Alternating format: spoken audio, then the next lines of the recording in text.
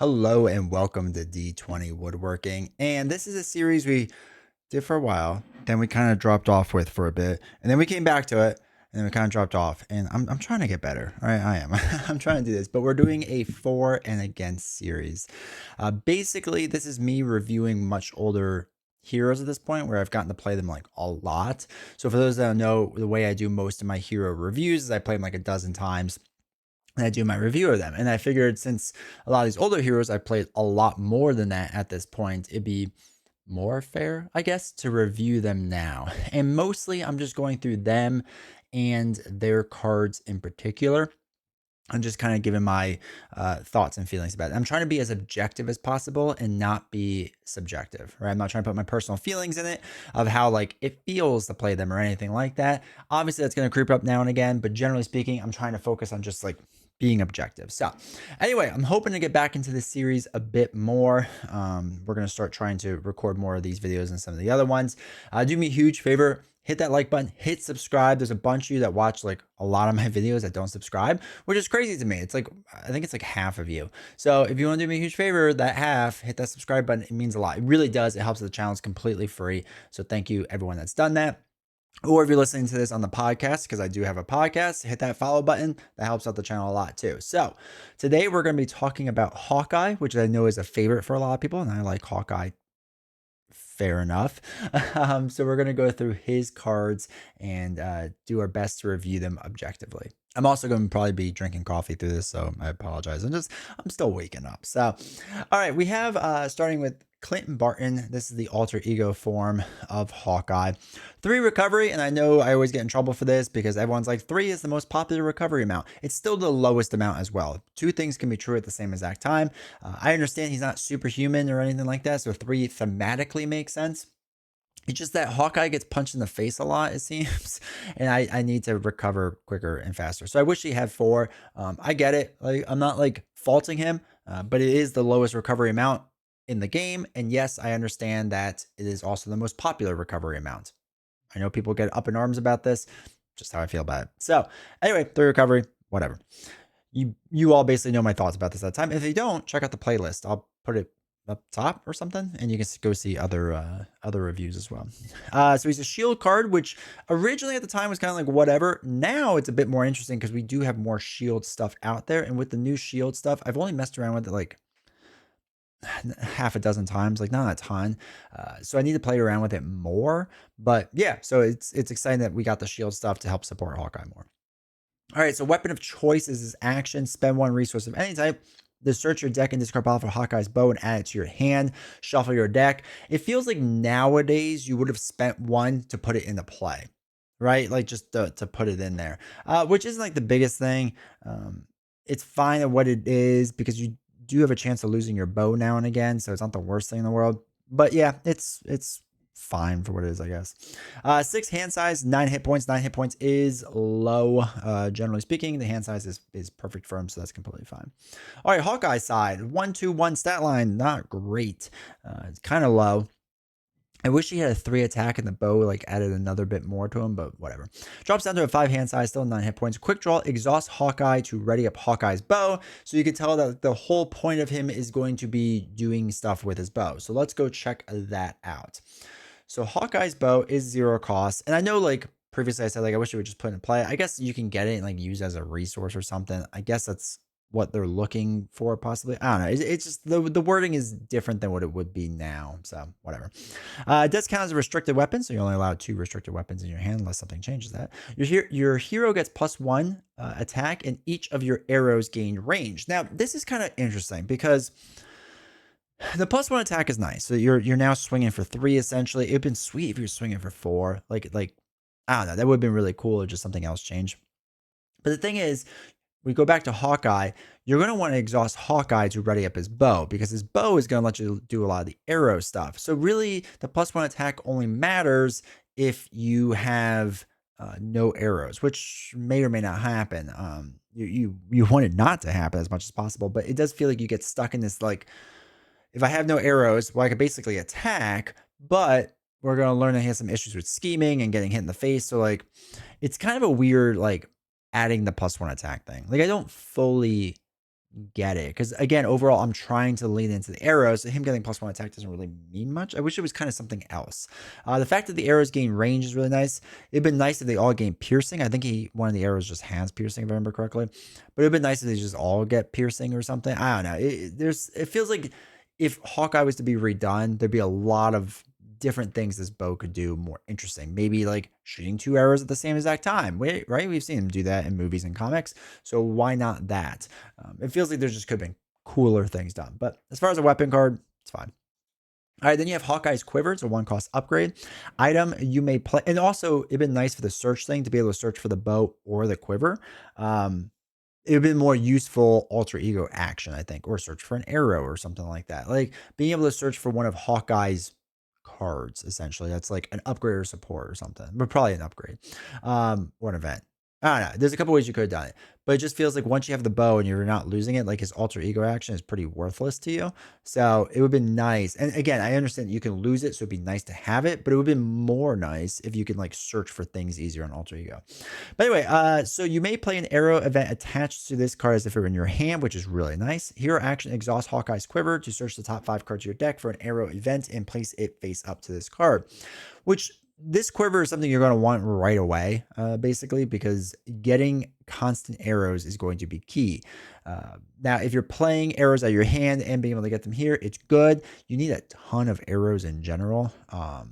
So it feels like I'd never get enough arrows, right? Like I hit like a weird lull. I don't know. I don't know if that's anyone else or just me, but anyway, Hawkeye's Quiver, pretty good card for what he's trying to do. Also, fun fact, I did not realize Mockingbird, his signature ally, was the 3rd card. I don't know if this is the only hero like this in the game where it's the 3rd one. Usually it's the first and 2nd, but I don't know if it's ever just been like the 3rd. That'd be interesting. That's like Marvel Champions trivia right there. 3-cost ally for Bobby Morse. 2/2/3 stat line Avenger Shield. Interrupt when the villain initiates an attack against you. Spend 1 resource any type to return Mockingbird to your hand to prevent all damage from this attack. So this is pretty interesting. And a lot of people have said like, oh, this is a blocking bird, right? So you could basically use this card over and over to block. And that's true to a point, as long as you don't want to do anything else, because the card does cost 3 to get into play. So with your hand of 5, you're playing 3 to put this, so you have 1 card left over. Hopefully you can do something with it or whatever. Then when you draw back up to your 5 cards, you get this card back in your hand with the villain attack after spending 1, so you lose a card, so you're down to 4, so you get this back, so now you're back up to 5, so that next round you have to play this card again. Like, you would never make progress. Like, it might work well for a regular standard game of difficulty, but for an expert game, this is not a smart strategy. Really, you kind of keep her out there to like absorb a big hit, right? Or you could theoretically do like every like other time, right? So you put Mockingbird out there, you thwart her attack for 2, whatever you need to be done, probably thwarting. Let her rest the next round, or let her rest on the villain attack. Then next round, you do a thwart or whatever, so she has 2 damage on her, and then you use her. It's kind of hard to time out that like every, what is it, 2nd or 3rd attack from the villain is one that you want to block. It's a weird timing thing. So yeah, it's weird. It's weird. It's also when it initiates the attack, so you don't know what the boost is yet, which is not great, right? Like I'd rather know like if I'm about to get hit with a 4 boost on like a 2 attack villain, or if it's just a 2/0, then like I would have just taken that hit versus like a 2 and a 4. Well, let's say 2 and a 3. So that's 5, which is over half our life, right? Like it's just the timing's weird. I wish there was a response after the fact and not beforehand. So just one of my weird little pet peeves with that. All right, so Sonic Arrow. There's 2 of these in his deck. It's a 2-cost arrow event.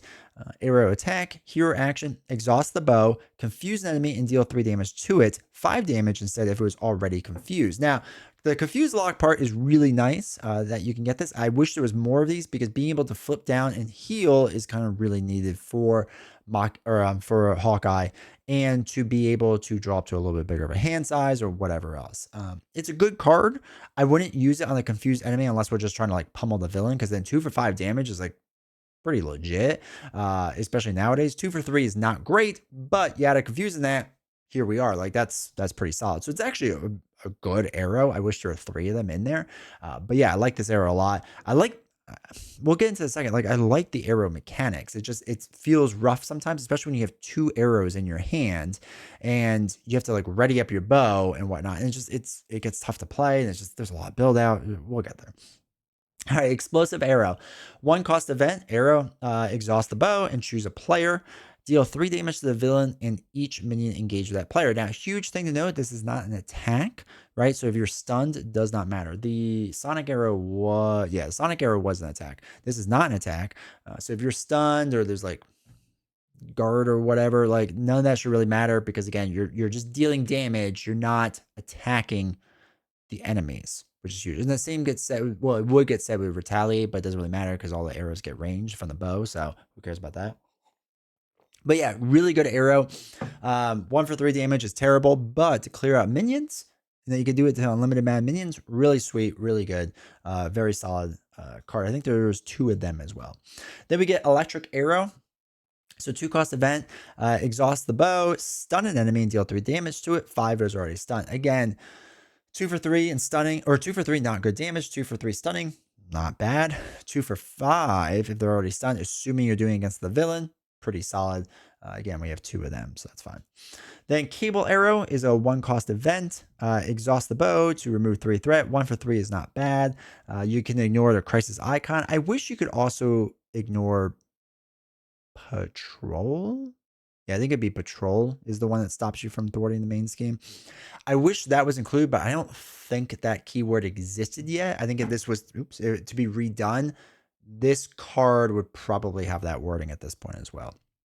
So again, it's a good card. I wish it was just like a little more updated to patrol or whatever else. Like it should just be allowed to just thwart the scheme no matter what. That'd be actually a really good card. So that's 10 and 11. Then we have Vibranium Arrow. This is our big attack card. 2 cost, exhaust the bow, deals 6 damage to enemy. This attack gains piercing.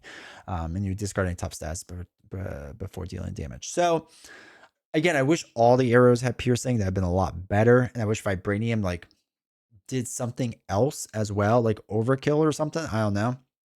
So the 2 for 6 of piercing like is fine, and toughs will slow you down because you can't ping off a tough, so you need like allies to help you out here. But it's a good attack card, right? 2 for 6 is pretty darn good. The piercing is really, really nice as well. All right, so expert marksman. This is our last 2 cards that we have. This is massive, and you need to get these out.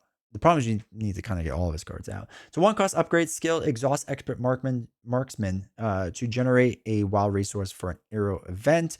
There's 2 of them. You're going to want both of them.